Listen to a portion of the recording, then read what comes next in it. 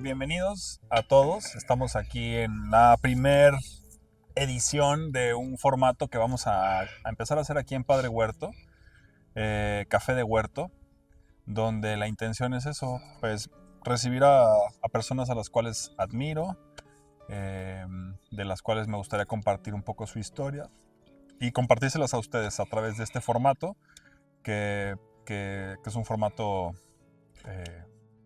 pues sí, yo diría como informal, poco acartonado y pues un poco teniendo preguntas que nos den guía con respecto al invitado, que esto es, digamos que es el gran regalo, ¿no? Del Café de Huerto. Hoy tengo la fortuna de recibir aquí en el huerto a alguien a quien admiro de mucho tiempo, obviamente, Muchas gracias. y que pues he aprendido muchas cosas y que me gustaría un poco compartírselos. Salvador Sandoval Palazuelos, ya se presentará él, que es de aquí de Cuernavaca y que es mi abuelo. Entonces, bueno, pues bienvenido, gracias por estar aquí. Bueno, muchas gracias por la invitación, Fer. Muchas gracias por el concepto que tienes, que creo que es inmerecido, pero bueno, estamos aquí trabajando y haciendo las cosas pues de tal manera que pensamos que deben de ser, ¿no? Uh-huh. Así es. Mira, la idea del encuentro y del espacio, yo tengo algunas preguntas que hice, que son preguntas muy sencillas, tampoco son así tan acotadas o tan específicas, porque sé que en especificidad se pueden perder detalles, pero me gustaría empezar por la que todo mundo nos hacemos y creo que te hemos hecho. ¿Por qué Cuernavaca? ¿Por qué te gusta Cuernavaca? ¿Por qué estás aquí? Mira, primero te quiero decir que yo por fortuna nací en Cuernavaca. Toda mi vida, excepto unos 3 años o 4 años, que cuando me quedé huérfano de padre, me llevaron a México. Tenía yo 3 meses de haber nacido. Y estuve viviendo en México unos 4 años, una cosa de mi infancia, pero muy, muy corta.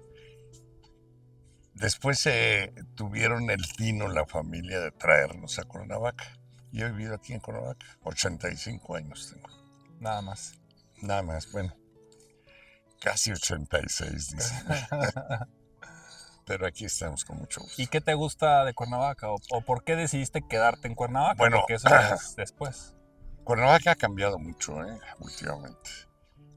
Yo recuerdo cuando era joven, Cuernavaca era una ciudad bastante, muy chica, que se podía andar con toda confianza en las calles. Había un marihuano y un De por ocho. No, un marihuano y un bisexual, o como le puedes llamar. Entonces, íbamos en las calles y veíamos de lejos, mira, ahí viene el marihuano, ya nos atrasábamos en la calle y no pasaba nada. Y estaba todo normal. Vivíamos muy contentos, había una gran seguridad, de veras. Aquí fomentaban mucho las gentes, pues que tenían una buena posición económica, hacían fiestas los fines de semana, y yo no iba a ninguna de ellas, por cierto. ¿No? No, pero y ellas andaban en la calle a la 1 de la mañana con sus mamás y no había ningún problema. Entonces, el clima, la cercanía de la Ciudad de México, todo eso le da un espacio muy padre para Cuernavaca. Oye, ¿y por qué tú no ibas a estas fiestas? Pues yo no iba a esas fiestas porque no era mi estilo. Yo tenía otro estilo diferente, un poco más mundano, pero bueno. y ellas lo hacían con mucho gusto, recibían a muchas gentes de aquí, muchachos de esa época y demás. Y bueno, yo fui a una nada más donde encontré a mi esposa ahora, tu abuela, hace 65 años, fíjate. 66 más bien. Y ahí me llamó mucho la atención esto y ya seguí yendo a las que ella iba, por supuesto, ¿no? Pero muy bien, muy interesante. Ahí te quedaste, digamos. Ahí me quedé ya en Cuernavaca, ya en las fiestas de las jovencitas. Muy bien. Mm. Oye, y volviendo un poco como al tema de, ya que decides pues quedarte en Cuernavaca, ¿cómo empieza? O sea, ¿cuál es el quehacer del trabajo? Porque pues en algún momento, después de niño, Bueno, ¿cómo mira, empiezas a trabajar? O... primero te quiero comentar que yo estoy convencido que en esta vida hay gente que son muy buenas para determinadas cosas. Hay algunas gentes muy dedicadas para el estudio, otras muy dedicadas para otras cosas. Bien. Y yo, casualmente no fui un buen estudiante. Entonces, esto me llevó a que yo, terminando la preparatoria, dejé la escuela con la ilusión hecha de joven de ser el gerente del banco, ¿verdad? Saliendo de ahí. Me pasé algunos meses buscando trabajo en esas posiciones, por supuesto que no encontré ninguno. Claro. Y luego un amigo muy querido mío me invitó a trabajar donde él trabajaba. Y ahí empecé a trabajar con él, de machetero, precisamente cargando bultos. Ok. Claro, hay una gran diferencia de mis aspiraciones, ¿verdad? De gerente Al del banco. principio, ¿no? Claro. Pero bueno, ahí estuve algunos meses ahí. Y ahí me dio la oportunidad de desarrollarme un poco. Primero como machetero, después como chofer de la camioneta, luego como cobrador y como vendedor. Y ahí, en ese espacio de vendedor, tuve la fortuna de conocer a muchísimos avicultores de aquí de Cuernavaca. Avicultores. Avicultores. Y en una de las tantas visitas que yo hacía, que ya había hecho una profunda relación de amistad con ellos, me encontré por ahí un ejecutivo importante de una planta incubadora y me dijo, oye, cuando quieras ganar dinero, vente con nosotros. Pero yo era menor de edad, entonces, pero bueno, la necesidad nos obligaba a andar buscando nuevos horizontes. Finalmente, entré a trabajar a esta compañía. Por ahí hay un detalle que ahora me apena comentarlo, pero bueno, pues es la verdad. Pues sí. Como era menor de edad, fui a pedir trabajo y el director de esa empresa me dijo, oye, a mí me gustaría mucho que te vinieras a trabajar con nosotros, pero eres menor de edad, yo no puedo. Dije, no, yo soy mayor de edad. ¿Cómo que? A ver, demuéstrame, sí, ¿cómo? Entonces, fíjate, nada más, me da pena comentarlo ahora, pero es cierto. Utilicé todas las formas necesarias y saqué un acta de nacimiento falsa. ¿Dónde eras más grande? Con 2 años mayores de edad. Entonces, pues ya llegué y le presenté el acta donde ya tenía 19 años. Y me dijo, no, pues entonces ya bienvenido, vete acá a trabajar. Y empecé a trabajar con ellos con mucha fortuna, porque era una compañía muy exitosa, muy exitosa. Y yo tenía la fortuna de haber hecho una buena relación de amistad con muchos avicultores, muchos.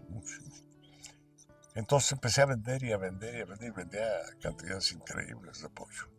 ¿De alimento? No, pollo, recién salido de las incubadoras, ¿no? Muy interesante, muy interesante. Una compañía muy exitosa era. Y y en medio de todo esto yo conviví con un grupo de japoneses que se dedicaban a sexar los pollos, o sea, cuando sale el pollo. Porque el pollo, en este caso, bueno, había dos tipos de incubación, una de pollo de engorda y otra de gallinas de postura. Entonces, dependiendo del caso, si se trataba de pollos de engorda, las hembras las desechábamos y lo que se encuentra en el mercado a peso, y es que no vale nada, ¿no?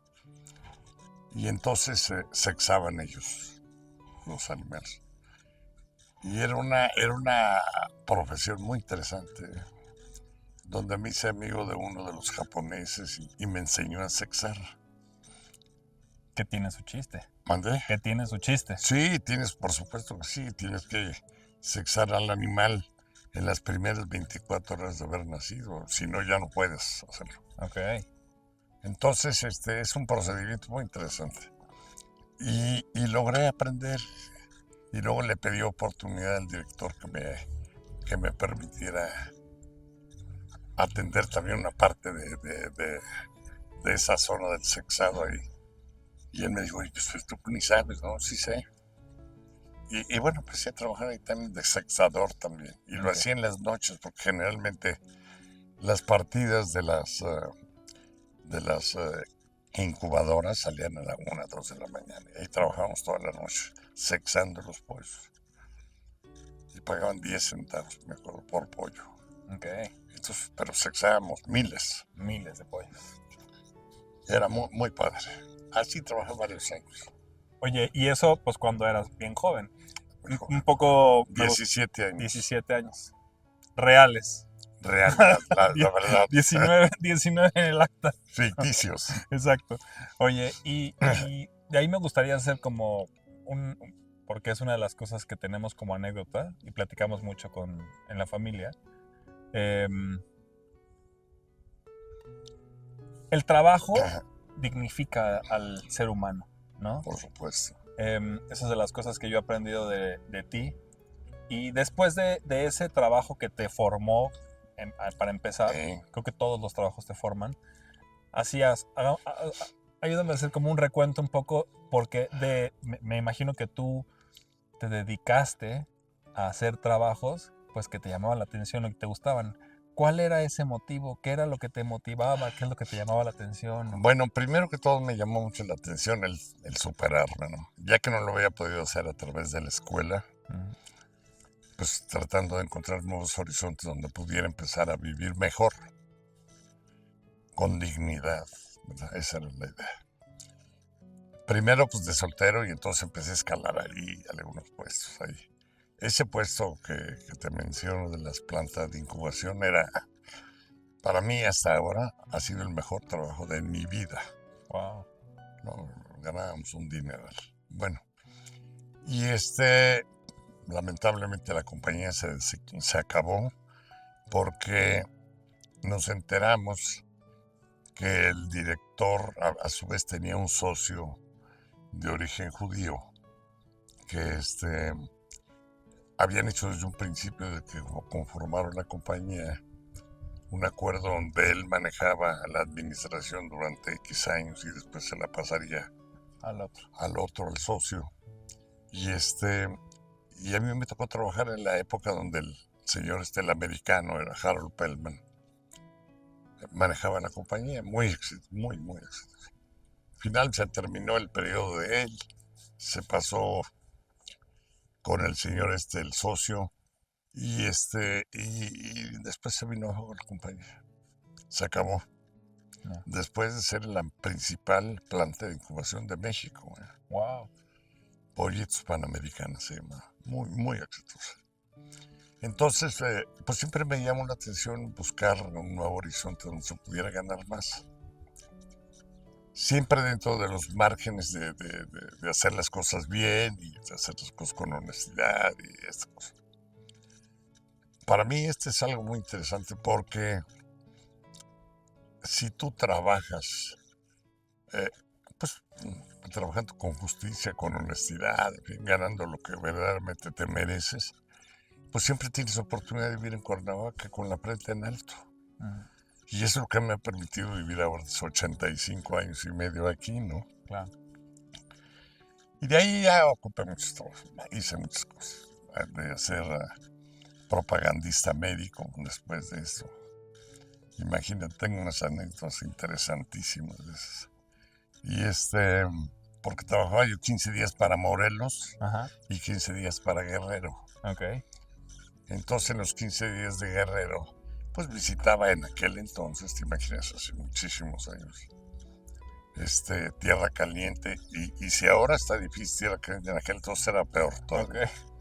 Me acuerdo que viajábamos en alguna ocasión en algunos autobuses donde traían en la parte de arriba una canastilla. Okay. Y en la canastilla iba una partida de soldados para evitar que asaltaran al autobús. Y nos íbamos ahí a Arcelia, Altamirano, Huetamas, bueno.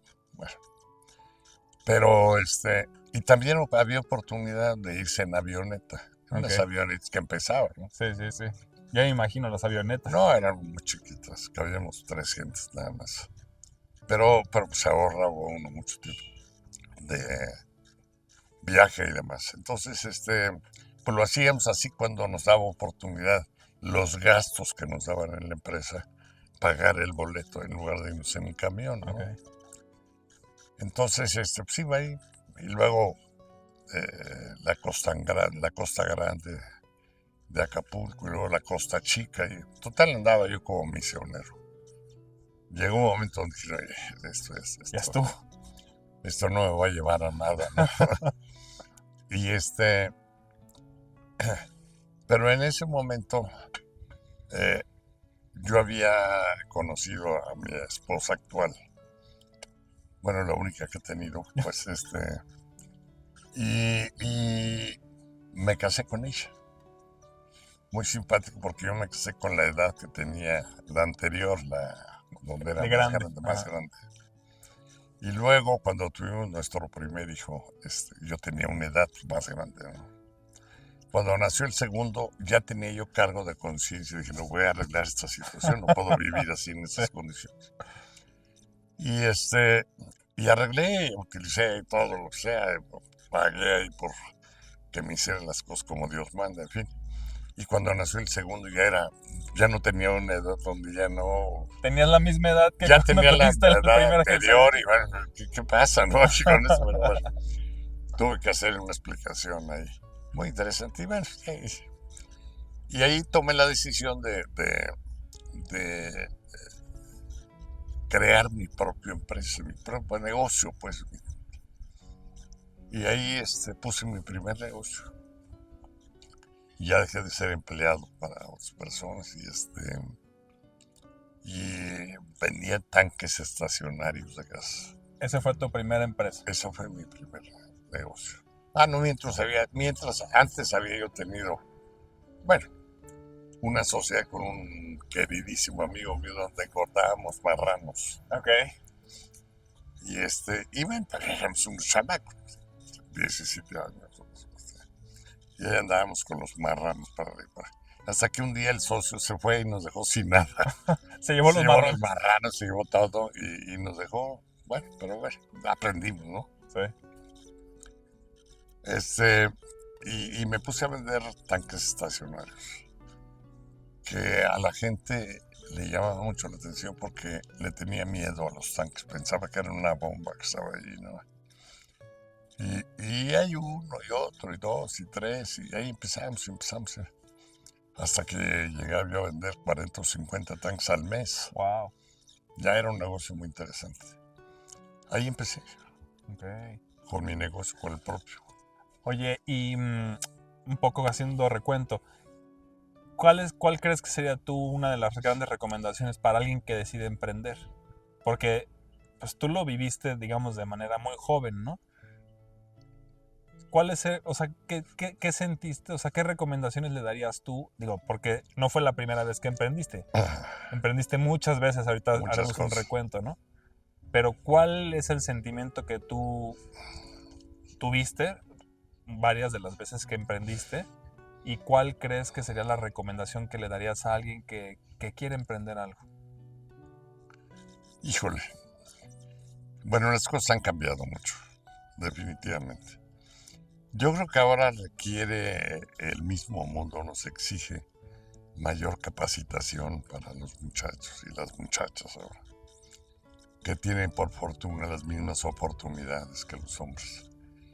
Y yo creo que el llegar a ser independiente o emprendedor requiere de una actitud fundamental, ¿no? Donde estés dispuesto a jugártela. Te la tienes que jugar porque no hay más, ¿no? Y el jugársela de buena manera te lleva a aprender muchas cosas. Y yo creo que algunos en esta vida hemos nacido para ser unos primeros segundos y otros primeros. Claro. Claro. Y aquellos que nacen para ser primeros son los que andan buscando la oportunidad de mejorar y de buscar otros espacios. Y los segundos son aquellas personas que muy listos viven el éxito del primero y ahí van y van viviendo y van creando y van superándose, ¿no? Que también hay que reconocerles un gran valor porque ellos son los que llegan a hacer antes algo que el emprendedor que anda busca y busca y busca y busca espacios. Entonces, yo creo que primero que todo hay que tener actitud y luego hay que tener deseos profundos de superarte, ¿no? Vivir con la inquietud de que siempre hay oportunidad de vivir mejor. Siempre, eso es lo que me movió a mí. La necesidad de poder vivir mejor, ofrecerles algo a mi familia que valiera la pena. Y bueno, ahí empezamos a jugárnoslas, porque este es un reto grande, donde lamentablemente algunos no llegan y otros sí llegan, y otros nos quedamos a medias y otros no. Claro. Total. Pero bueno, yo creo que es una cosa de actitud, necesidad de vivir mejor. Eso es. Claro.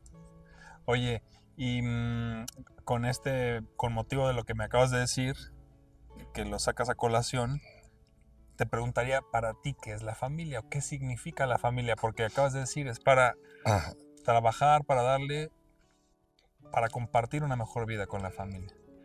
¿Qué significa? Bueno, para mí lo más importante, por supuesto, ha sido mi familia toda la vida. Tuve la fortuna, o tengo la fortuna, de haberme casado con una mujer maravillosa que me ha permitido y al mismo tiempo me ha exigido el trabajar de determinada manera y de determinada forma. Y muy padre. Entonces, todo eso va cubriendo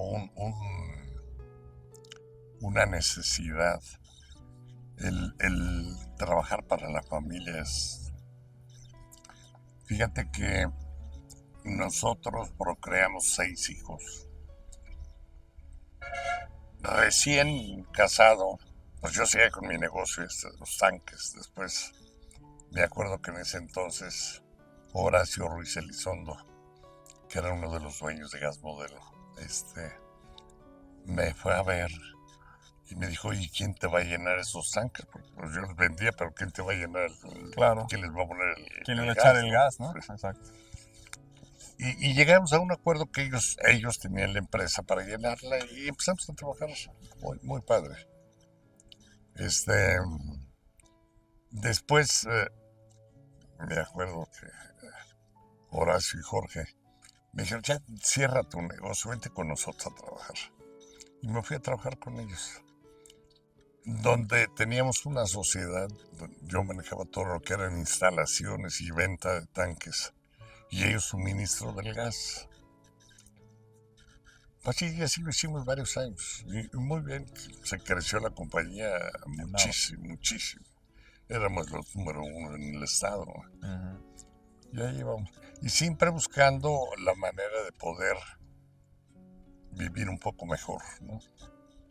Y esa fue una de las razones por las que me he cambiado de casa, o me cambié de casa muchas veces. Una casa y otra mejorcita y otra mejorcita. Y ahí vamos poco a poco, ¿no? Y venían los hijos y pues ofrecerles la educación que se merecían. Algo que me llamó mucho la atención, que en aquel entonces los hombres, que son los más grandes, estudiaron en la secundaria federal. No había más clases. Pero era muy interesante porque en la secundaria federal su compañero era el hijo del gobernador. Todos eran iguales. Sí. En aquel entonces no había esas clases de las escuelas muy... No, era una escuela. Y entonces muy, muy padre, ¿no? Y ahí luego nacieron las mujeres y ahí iban. Y luego ya mantener 6 no era nada fácil. No era fácil. Había que forzarse más todavía, ¿no? Claro. Y así buscamos muchas actividades que no me arrepiento de haberlas hecho. Claro. Hasta que Pues siempre dentro del sector empresarial. Llegué a ser presidente de Coparmex y luego presidente del Consejo Coordinador Empresarial, que era el siguiente paso más adelante. Y ahí las diferentes cámaras, pues me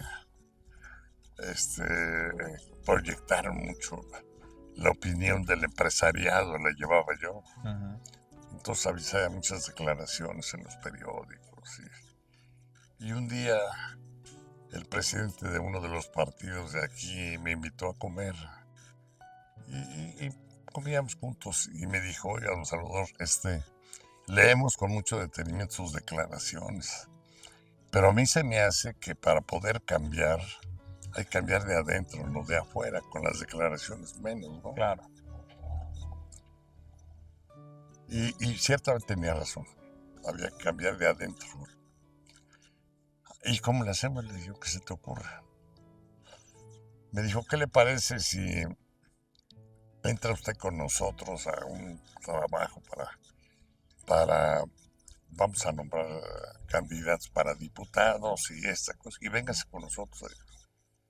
No, le dije, yo no, nunca tengo un puesto político ni me interesa. No, pero a mí, en total. Yo llegué y lo comenté con las 18 cámaras empresariales que yo representaba. Y me dijeron, no te creas, no entres. Te están empinando, a los empresarios. Claro.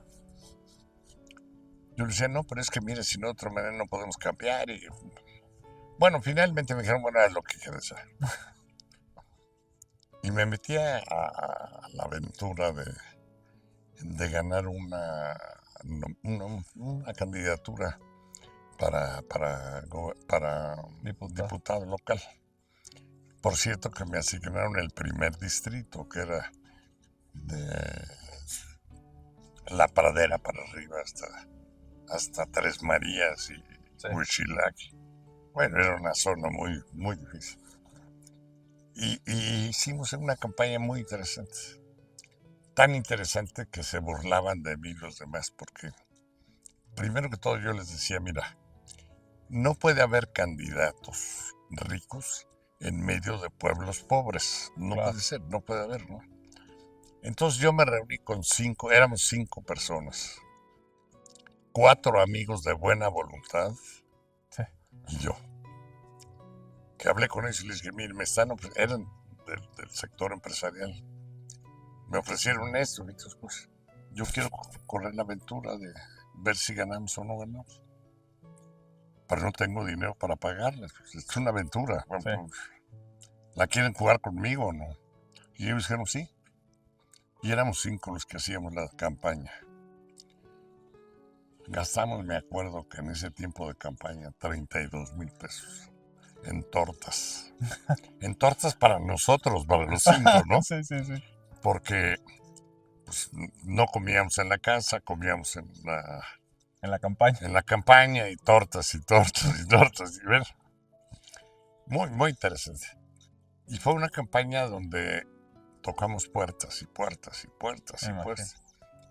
Con la grandísima ventaja de que como yo nací aquí en Cuernavaca, como crecí en Cuernavaca, como todo el mundo me conocía en Cuernavaca, pues sabían que les iba a decir, le estaba hablando con la verdad, porque llegaba yo y le decía, oye, mira, te invito a que votes por mí, en fin. Pero el pueblo de aquí, el pueblo de México está tan maleado, se ha hecho tan interesado. ¿Y tú qué me das? Me decían. No, pues, ¿qué te voy a dar si no tengo nada que darte, hombre? Claro. Yo te pido que votes por mí, porque juntos podemos provocar un cambio y podemos sacar algo mejor para que vivamos todos mejor. Claro. No pidas que te dé algo porque no tengo que darte. Claro. Bueno, a ver, te voy a creer y ver. Ya ahí empezamos. Y el día, bueno, finalmente se terminó la campaña.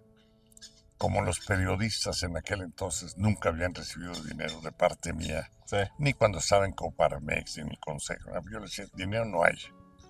Si quieren ustedes sacar las declaraciones del empresariado, sáquenlas. Si no, pues no las saquen. Y se acabó. Claro. Pero nosotros no les vamos a dar dinero para que saquen la nota, ¿no? Sí. Entonces, pues un día antes de las elecciones sacaron una encuesta y decían, Sandoval pierde, por supuesto, primer sitio. Ni quien lo conozca, con Claro. 5 monos que andan ahí. Y así todos los demás. Bueno. Y por fortuna ganamos. Y ganamos teniendo la mayor cantidad de votación de todos los diputados. Órale. El que más votos sacó fui yo, fue nosotros. Estábamos encantados de la vida. Y esto nos permitió trabajar con un espacio de respeto en el mismo Congreso, ¿no? Claro. Donde yo no me incorporé al partido que me invitaron. Sí. Yo formé parte del grupo de ellos, pero nunca fui socio Sí, miembro afiliado. activo de ellos hasta la fecha. No he sido de ningún partido. Y esto nos permitió andar para arriba y para abajo, ¿no? Representando el Estado, en fin, con experiencias muy interesantes. Así vivimos 3 años. Y después, por supuesto, se ofreció en esos 3 años, pues la oportunidad para irse de diputado federal y para esto. Yo le dije, no, ¿sabes qué? No es lo mío. No, yo hasta aquí llegué con el diputado local y ya. Eran las 11 de la noche, 11:30, algo así, solo mi teléfono. Me llamó mucho la atención, ¿no? Y contesto, y era el gobernador. Oye, me dijo Salvador, fíjate que me urge hablar contigo. Dijo, y me van a correr pensando en mí, ¿no? Pero dije, no, pues, si me van a correr, pues se espera para mañana y mañana le da lo mismo, ¿no? Y oye, gobernador, sí, con mucho gusto, voy mañana temprano a las 8. No, me dijo, ahorita. ¿Qué está haciendo? Le dije, pues acostado. Durmiendo. Estoy dormido, ¿no? Mira, cámbiate y vente aquí nos vemos. Entonces me fui a casa de gobierno esa hora. Le dije, voy a llegar media hora más tarde, pues dejé a que llegue. Sí. Allá, no, que te espero. Y llegué y efectivamente no había nadie en la casa, oscuro todo. Toco la puerta, soy un policía y me dijo, don Salvador, lo está esperando el gobernador. Dije, ay, caracoles, bueno, vamos a ver. Y sí, efectivamente, está esperando una oficina muy chiquita que tenía él ahí, yo creo que para atender sus asuntos muy particulares o vete a saber para qué. Y me dijo, oye, fíjate que estuve hoy en Los Pinos con el presidente de la República y me felicitó por el trabajo que estamos haciendo aquí en el Estado. Pero nada más que hubo una observación, cuando ya salía yo, me tomó del hombro y me dijo, oye, gobernador, a ver si haces algo con el tema de la mejora regulatoria, porque tú no tienes nada de mejora regulatoria en el Estado. Eres el único Estado que no lo atiende. Así que te pido de favor que te apliques en esto. Dice, a mí me causó una gran sorpresa esto que me dijera el presidente. Sí, como no se lo va a hacer, le dijo él, ¿no?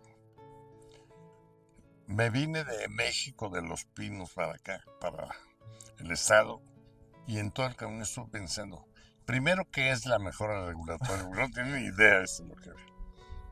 Ya se dio cuenta, lo tenía bien claro en la mente.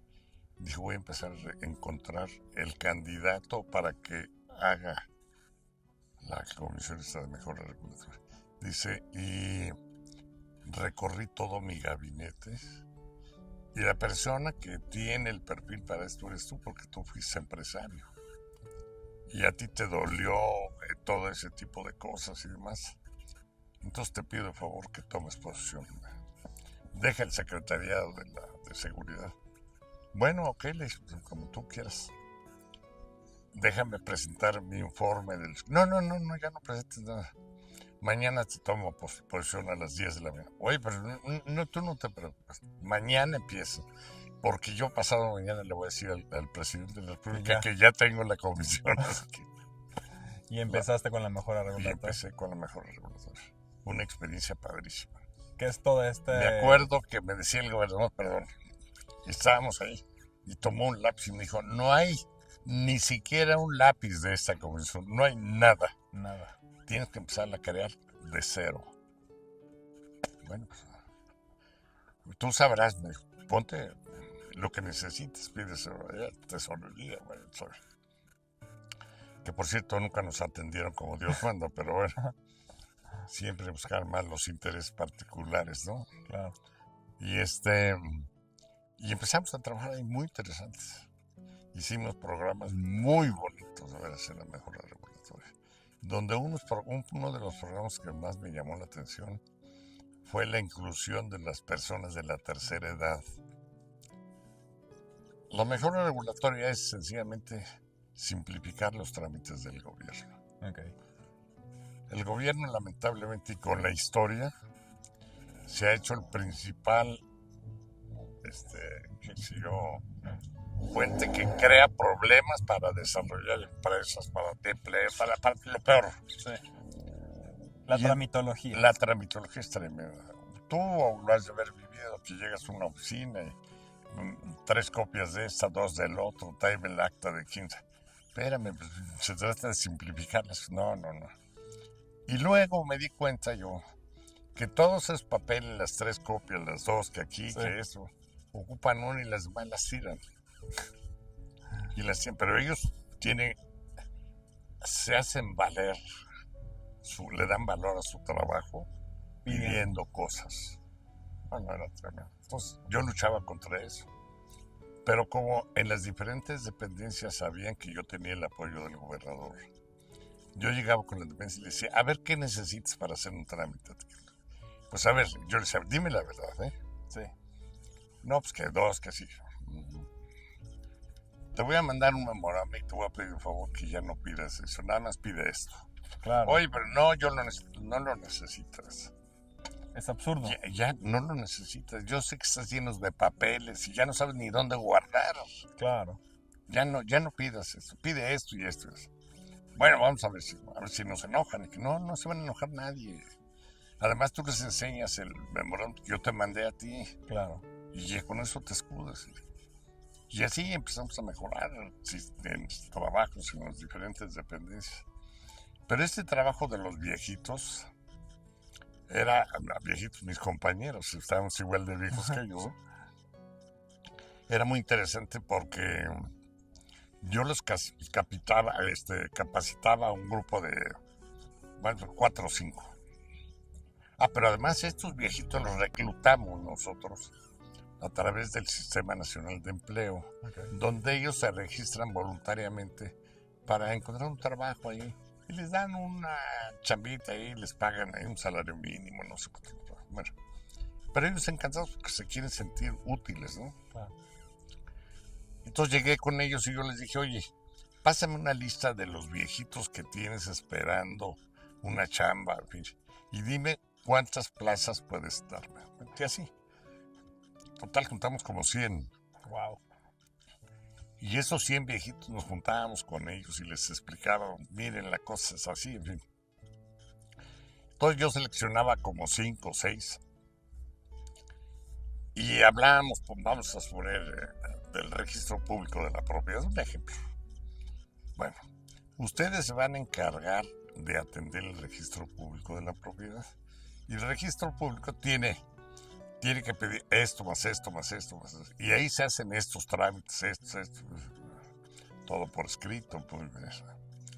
Entonces, ustedes van a ir, yo voy a ir con ustedes, con 2 de ustedes, porque hacemos turnos de 2 en 2. Para que a la entrada del registro público nos den una mesa con unas sillas. Y ustedes 2 van a estar ahí desde que se abra el registro hasta que se cierre. En la mañana hasta la tarde. Y todas las personas que lleguen, que vean ustedes que vienen para acá, ustedes le van a decir en qué le podemos servir, cuál es el trámite que ustedes quieren hacer, en fin, simplificar las cosas. Claro. Oye, sí, así le hacemos. Bueno, funcionó maravillosamente bien eso. Claro.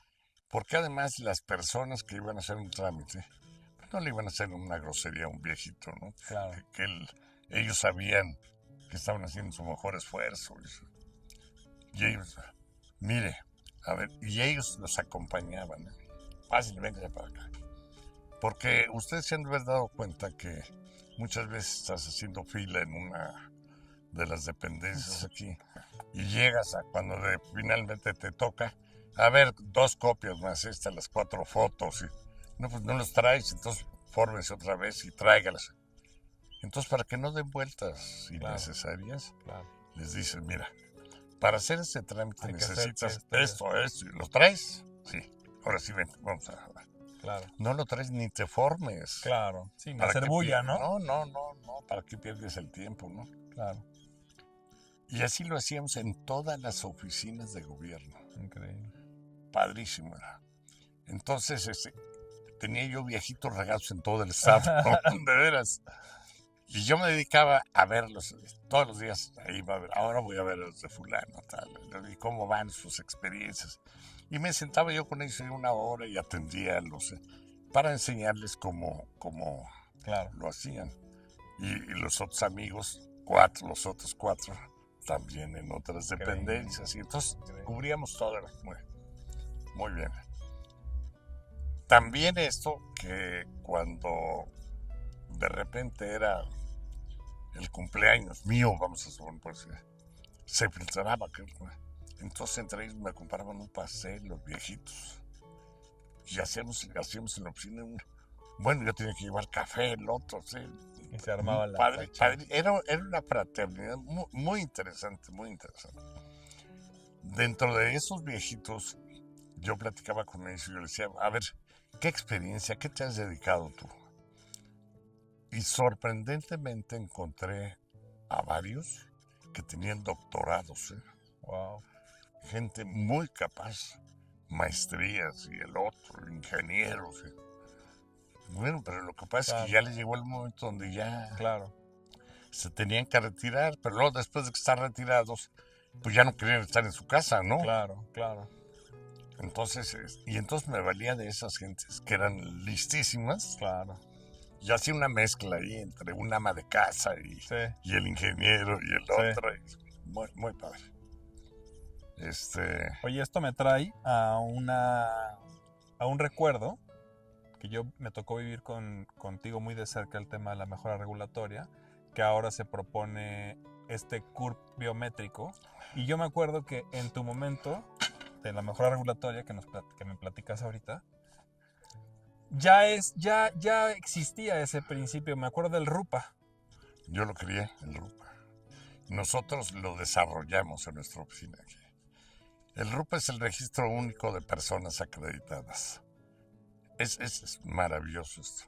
Les quiero decir que es tan bueno que cuando terminamos de armar el proyecto fui con el gobernador y le dije, oye, gobernador, fíjate que acabamos de terminar este proyecto, el RUPA. Le dije, yo sé que no tienes idea de qué se trata, pero te voy a explicar. Y ya le expliqué. La idea es que vaya una persona, un causante, el que sea X, se registra en una oficina X, da sus datos, cosas, y se acabó. Y para que el señor haga un trámite, dice, yo me llamo Salvador Sandoval, lo buscan ahí, dígame, don Salvador. Ya tiene todos mis datos, ya no tengo que llevar papeles de nada. Ni INE, ni CURP, ni nada. Ni 2 fotos, ni 3D, nada. Oye, está interesante. Sí, claro que está muy interesante. Ándale, empieza a hacerlo. Y empezamos a hacerlo, empezamos a desarrollarlo. Pero se acaba el gobierno, entra el nuevo gobierno y no le interesa nada al señor. Sí. Se queda el RUPA ahí, ya. Pásanlo. Y luego, yo faltándome 6 meses para jubilarme, ya decidí salirme porque ya no aguantaba. Sí.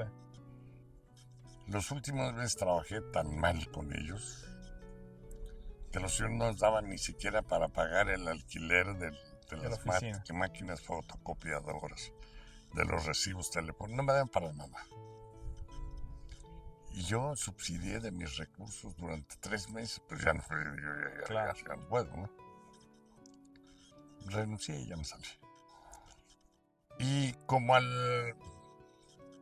6 meses después, la OCDE, que estaba Gurría, vino aquí a Morelos y les entregó un pergamino ah, reconociendo que la mejor labor del mejor regulatorio era la de Morelos. Y el gobernador sinvergüenza dice, siempre nos preocupamos nosotros mucho por la mejora reguladora.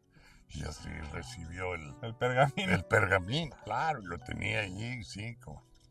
No tenía vergüenza. Ya sabes cómo son los políticos, bueno. Sí. Y entonces, bueno, Pues ese fue el inicio de lo que hoy están proponiendo como el CURP bueno, biométrico. pues déjame que te diga. Después, en una de las reuniones de los gobernadores, no me acuerdo cómo se llaman. La CONAGO, ajá. De la CONAGO. Pasó 2 años después. Y estando en Guadalajara, el presidente de la República, con todos los gobernadores y demás, el gobernador de Jalisco le dijo al presidente de la República, señor presidente, quiero enseñarle a usted que Jalisco es el primer lugar en la simplificación de trámites y servicios. Tenemos un programa aquí y le presenta el programa al presidente de la República, a los otros gobernadores, todo el mundo aplaudiendo, no, sí, Jalisco. Eso lo creemos aquí nosotros, en nuestra oficina. Una tristeza porque, pues cuando no les interesan las personas hacer las cosas bien, pues les dejan pasar. Claro. Sí, cuando no ven también una posibilidad de sacar algo de De dinero, ganar lana ahí, algo así. no, Claro. al contrario, ¿no? Claro. Este era un proceso porque en la medida que tú simplificas las cosas, Claro. menos oportunidad tienes de dar Mordida. dinero, Exacto. Esa es la cosa. Oye, y me gustaría ir cerrando un poco, porque también sé que tienes muchas cosas, aunque ya estás de retirado, pero tienes muchas actividades, es una Voy persona a hacer muy activa. algunas cosas hoy. Te quería, para ir cerrando, porque hay 2 cosas que me llevan a esta propuesta, que es una pregunta propuesta. ¿Cómo la familia, que es algo tan importante en tu vida o representativo en tu vida, se involucra con este otro proceso dignificador que es el trabajo? Y que me platiques un poquito en el momento en el que la mayor parte de tu familia participó en este proyecto de turismo, que durante muchos años pues tuvo epicentro aquí en Bueno, Morelos, ¿no? sí, tuvimos aquí fue uno de los tantos negocios que he tenido yo. Pero este era un negocio impresionantemente bueno. Fíjate que antes de esto me lleva a platicarte que creamos 2 amigos y yo una empresa antes que se llamaba Esportiva de Morelos. Esta empresa muy importante, llegó a ser muy importante. Estos 2 amigos me nombraron inmerecidamente director de la empresa esta. Entonces yo tenía que hacer muchas negociaciones con empresas americanas y tenía necesidad de viajar con frecuencia a Estados Unidos, pero frecuentemente, una vez al mes y esto.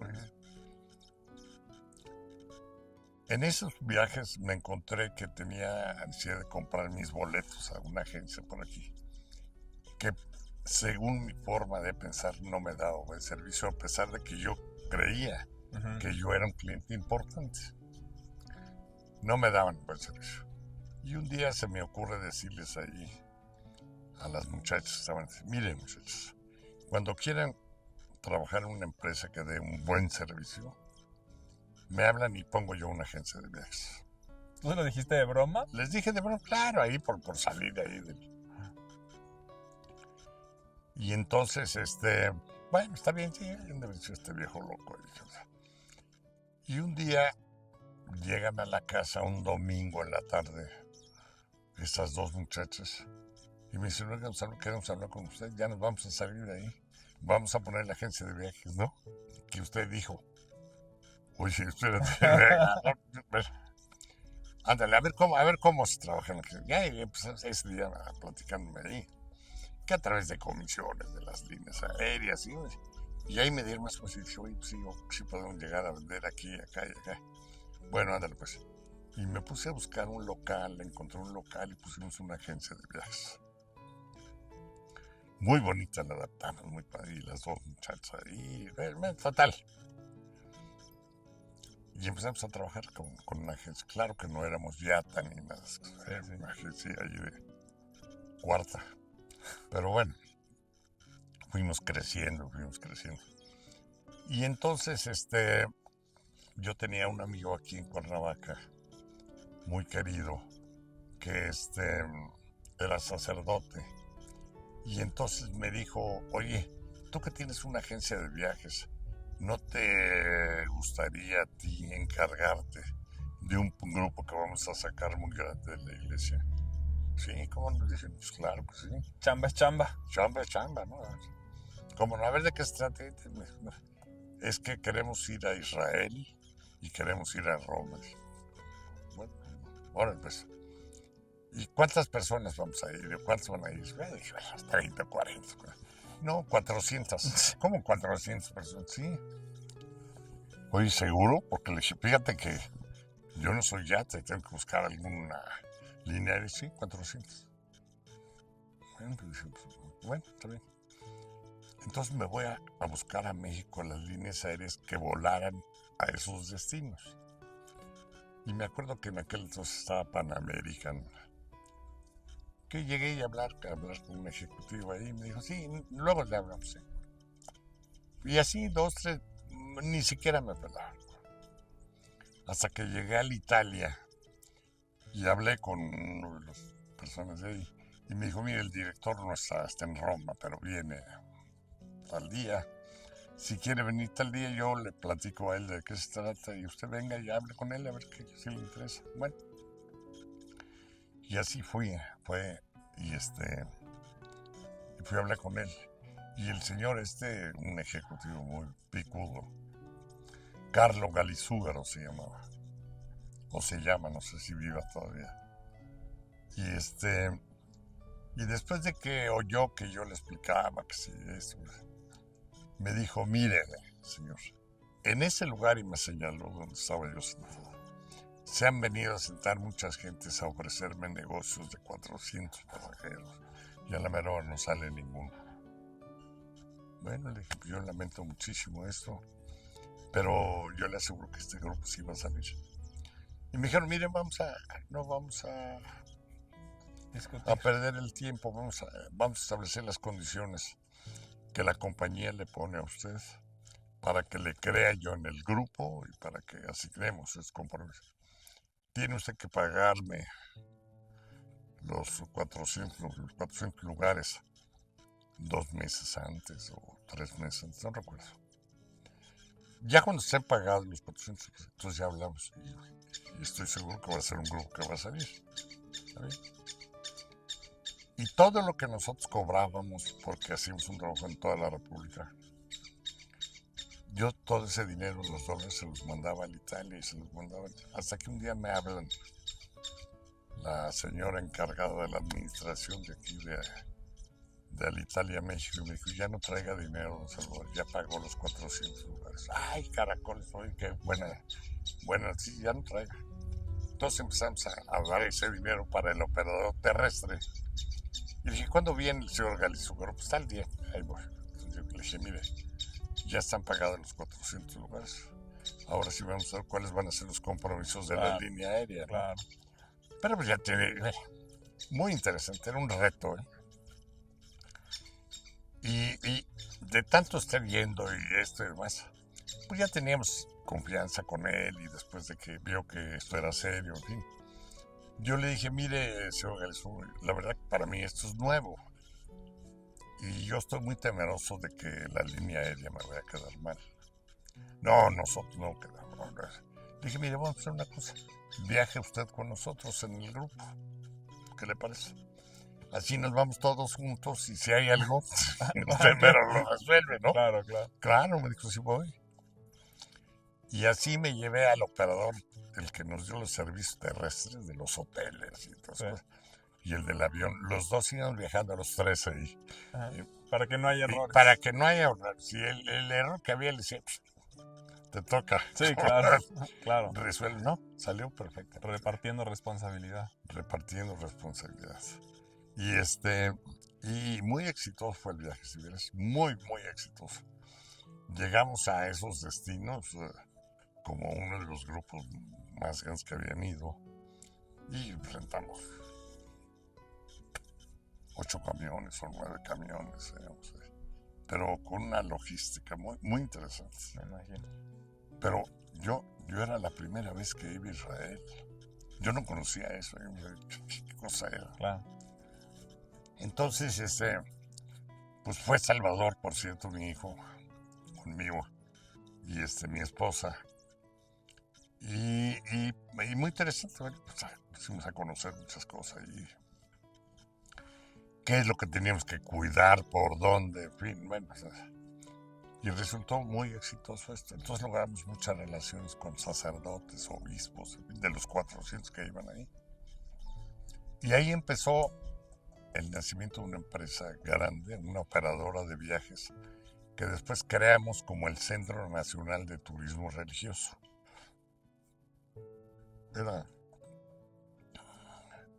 Era muy,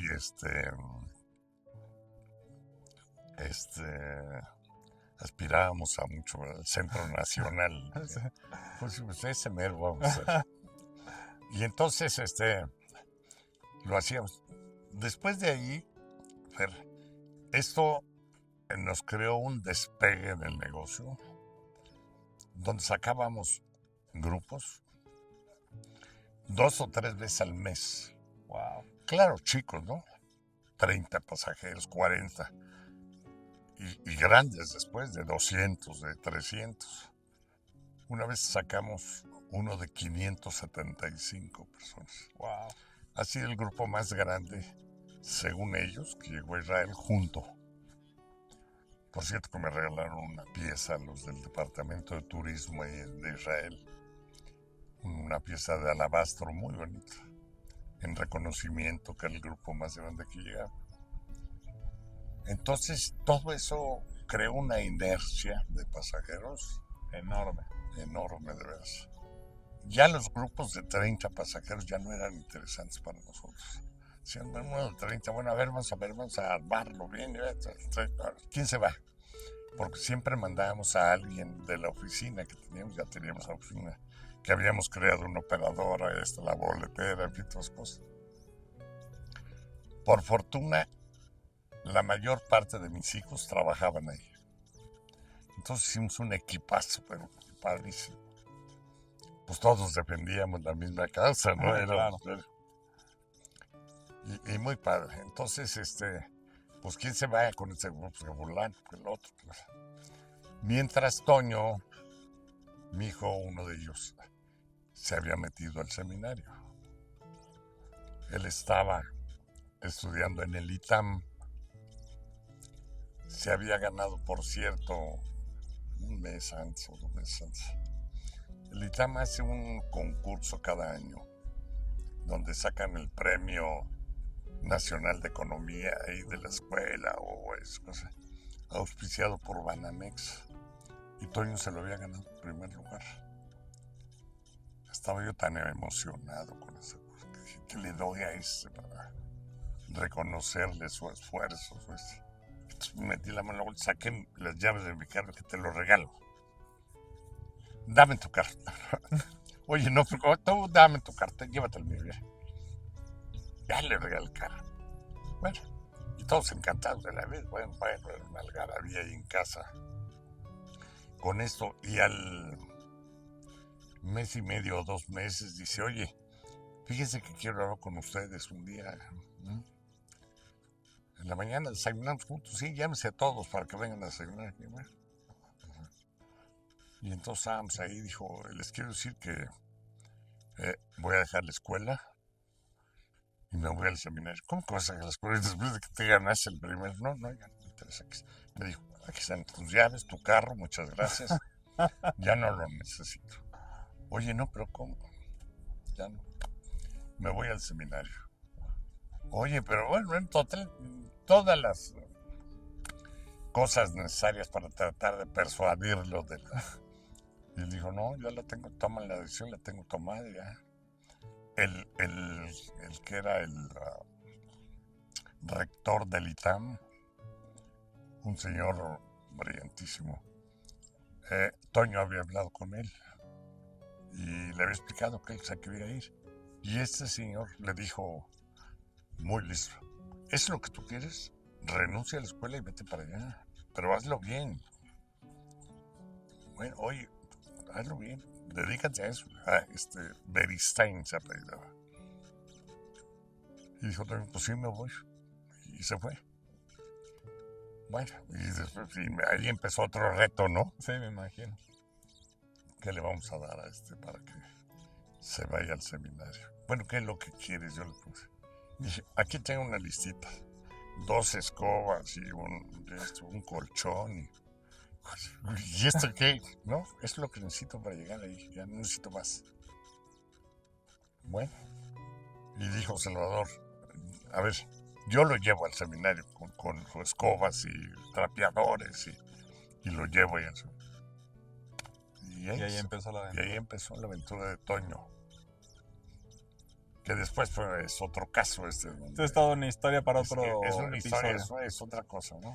Oye, me gusta mucho porque esto que hemos platicado, haciendo un poco el cierre de esta primera sesión, que va a dar para muchas y te agradezco el tiempo, cómo al final la vida se va tejiendo en comunidad, ¿no? Se teje en comunidad siempre, ya sea representada por los amigos en este caso, ¿no? Porque pues cuando estás haciendo, imaginando un negocio, lo que sea, pues siempre están involucrados, o ya sea la familia, que también es nuestra primera comunidad. Claro, claro. Y pues bueno, siempre, hasta como lo dijiste en su momento, hasta en las casas, esa es la comunidad geográfica, ¿no? Los jardines, o sea, es eso que te hace sentirte perteneciente a un espacio, ¿no? Sí. En comunidad se tejen las cosas mejor. Entonces me gustaría como agradecerte el tiempo. Vamos a dejar la puerta abierta para los siguientes episodios porque vienen muchas cosas que contar.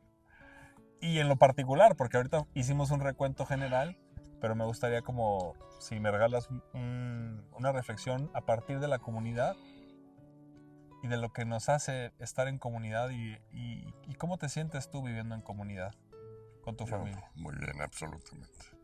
Yo estoy convencido de que tenemos que vivir en comunidad. Primero con nuestra familia, nuestra primera comunidad. Pero después tenemos que ampliar nuestro horizonte para tener grupos de amigos. Que eso al final del camino es lo que lo enriquecen a uno para que vaya para adelante. Yo tengo por fortuna, o en casa tenemos 3 o 4 grupos. Entonces esto nos da para tener todos los días un compromiso. Todos los días con diferentes personas. Padrísimo. Eso. Te hace levantarte, te hace... Claro. Te motiva. Mis 85 y medio ya. Me levanto con la ilusión de que hoy voy a fulano, voy a cenar con mengano, y todos los días. Bien. Muy interesante. Pues tan es así el caso que hoy estamos corriendo en tiempo porque tienes compromisos. Tengo compromisos. Pero aparte de que tengo que hacer algunas cosas porque mañana me van a internar en el hospital. Me van a operar, pero hay que sacar todos los pendientes que hay por ahí porque no sabemos cuánto tiempo vamos a estar ahí. Esperamos que poco. Pero Fer, para mí ha sido mucho. Me ha dado mucho gusto el poder platicar contigo de esto. Que pues dicen que recordar es vivir, ¿no? Es correcto. Recordar todas esas cosas, que cuando viajaba para Guerrero, que aquí, allá, ¿no? Todo esto, y te pones a transportar en esto. Sí. Y dices, bueno, ¿cuántas cosas he hecho? No, y lo que queda, lo que falta. Lo que falta, bueno, todavía no falta mucho. Pero no, sí falta. Falta mucho. Muy bien. Oye, pues muchas gracias por el tiempo. Yo me despido aquí. Los dejo para otro episodio que vamos a tener prontito, Café de Huerto. Síganos, acompáñenos en estas charlas. Y también si están interesados en participar y en replicar, estamos siempre encantados de escucharlos. Fuerte abrazo.